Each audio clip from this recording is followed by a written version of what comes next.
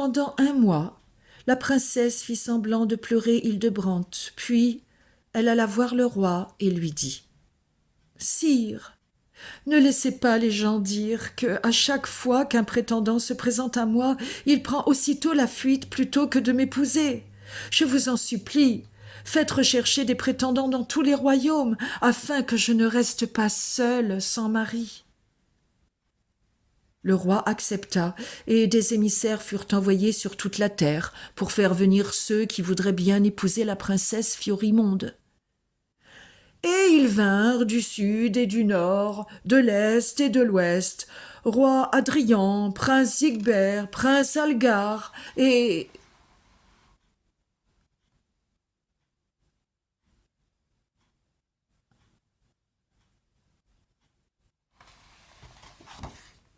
beaucoup d'autres. Tout se passait bien jusqu'au jour du mariage, mais à chaque fois qu'il fallait se rendre à l'église, on ne trouvait plus le prétendant en question. Le vieux roi, triste et effrayé, aurait bien abandonné l'idée de trouver un mari à sa fille. Mais à présent, c'était elle qui l'implorait, les larmes aux yeux, de ne pas la laisser ainsi humiliée. Aussi, les jeunes hommes continuaient à se succéder, de sorte que de toutes parts, on savait maintenant que quiconque demandait la main de la princesse Fiorimonde disparaissait. Les courtisans inquiets chuchotaient dans son dos. « Quelque chose ne va pas. » Seule Yolande remarquait que le nombre de perles augmentait et que la chaîne en était presque remplie. Pourtant, il y avait toujours place pour une perle de plus. Ainsi le temps passa, et année après année, la princesse Fiorimonde devenait de plus en plus belle, de sorte que personne, en la voyant, ne pouvait deviner combien elle était cruelle. Dans un pays lointain vivait un jeune prince du nom de Florestan. Il avait un ami nommé Gervais, qui était ce qu'il avait de plus cher au monde. Gervais était grand, bien fait, et il avait tant d'amitié pour Florestan qu'il aurait volontiers donné sa vie pour lui. Un jour, le prince Florestan tomba en arrêt devant un portrait de la princesse Fiorimonde. Aussitôt, il jura de se rendre à la cour de son père pour le supplier de la lui donner en mariage. Gervais tenta en vain de l'en dissuader. Il y a un destin funeste autour de la princesse Fiorimonde. Beaucoup sont partis l'épouser, mais nul ne sait ce qu'ils sont devenus. « Ça m'est égal, » répondit Florestan. « Une chose est certaine, je vais l'épouser, et je reviendrai dans mon royaume avec elle, à mes côtés. » Aussi partit-il pour le royaume de Fiorimonde. Gervais le suivit, le cœur serré. Quand ils arrivèrent au palais, le vieux roi les y reçut chaleureusement. Il dit à ses courtisans : « Il y a ici un jeune prince à qui je donnerai volontiers la main de ma fille. Espérons que tout ira bien cette fois-ci. » Mais désormais, Fiorimonde était devenue si téméraire qu'elle ne se donnait même plus la peine de masquer sa joie mauvaise. « Je serai ravie de l'épouser dès demain, s'il vient à l'église. Mais s'il n'y est pas, que puis-je faire ?» Et elle eut un long rire joyeux qui fit trembler tous ceux qui l'entendirent. Quand les dames de compagnie de la princesse vinrent lui dire que le prince Florestan était arrivé, elle était dans le jardin, allongée sur le rebord en marbre de la fontaine, nourrissant les poissons rouges qui nageaient dans l'eau.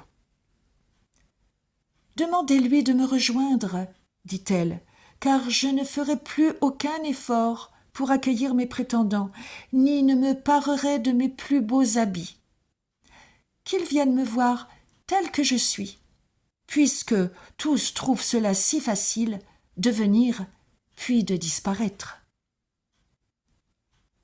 Alors, les dames dirent au prince que Fiorimonde l'attendait près de la fontaine. Quand il vint la retrouver, elle ne se leva pas.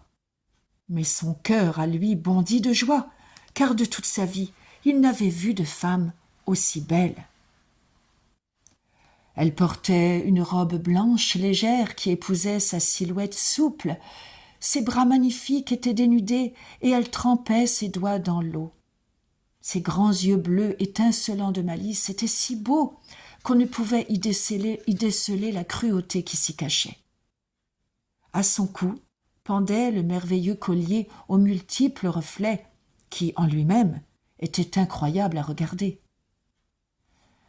« Veuillez recevoir mes meilleures salutations, prince Florestan, dit-elle. Alors, vous aussi seriez mon prétendant. Avez-vous bien réfléchi à ce que vous faites, puisque tant de princes en me voyant ont fui pour toujours, plutôt que de m'épouser ?» Et ce disant, elle sortit sa blanche main de l'eau, la tendit au prince qui se baissa pour l'embrasser et qui se trouva si ébahi par sa grande beauté qu'il ne sut comment lui répondre. Mal à l'aise, Gervais surveillait son maître de près, tremblant de peur à l'idée de ce qui allait advenir. « Demandez à votre ami de nous laisser seuls, dit Fiorimonde en regardant Gervais. Venez vous asseoir près de moi, parlez-moi de votre pays, de vos raisons de vouloir m'épouser et de toutes sortes de choses agréables. »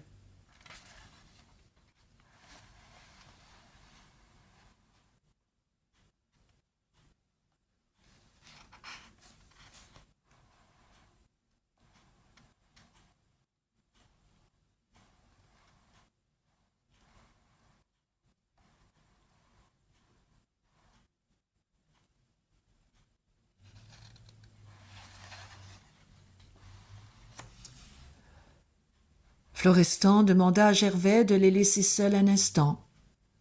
De sombre humeur, Gervais s'éloigna à pas lents, descendit l'allée sans prendre garde où il allait, jusqu'à ce qu'il tombe sur Yolande. Debout, sous un arbre couvert de pommes rosées, la jeune femme les ramassait et les posait dans un panier à ses pieds. Il l'aurait dépassée en silence si elle ne l'avait arrêté en lui disant « Êtes-vous celui qui est venu avec le nouveau prince ? Aimez-vous votre maître ? » « Plus que quiconque au monde, » répondit Gervais. « Pourquoi me demandez-vous cela ?» Ignorant la question de Gervais, Yolande ajouta « Où se trouve-t-il maintenant ? » « Il est assis près de la fontaine avec la belle princesse. Alors j'espère que vous lui avez dit adieu, car vous pouvez être sûr de ne jamais le revoir, » dit Yolande en secouant la tête. « Pourquoi ? Et qui êtes-vous pour parler ainsi ? » « Mon nom est Yolande, et je suis la femme de chambre de la princesse Fiorimonde. Ne savez-vous pas que le prince Florestan est le 11e prétendant venu l'épouser, et qu'avant lui, tous ont disparu, un à un. Moi seul sais où il se trouve. »« Et où se trouve-t-il » s'écria Gervais. « Et pourquoi ne pas le dire à tout le monde, si cela peut empêcher des gentilshommes de disparaître ?»